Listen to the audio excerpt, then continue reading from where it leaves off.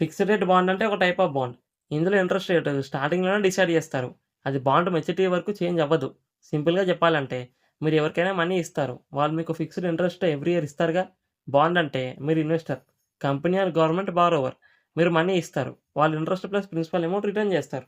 Face value అంటే bond original amount. Example 10,000. Coupon rate అంటే fixed interest percentage. Example 8%. Maturity అంటే bond complete అయ్యే date. Issuer అంటే bond issue చేసిన company లేదా గవర్నమెంట్.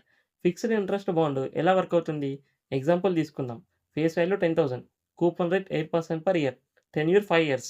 సో, ఎవ్రీ ఇయర్ మీకు 800 ఇంట్రెస్ట్ వస్తుంది. 5 ఇయర్స్ వరకు సేమ్ 800 వస్తుంది.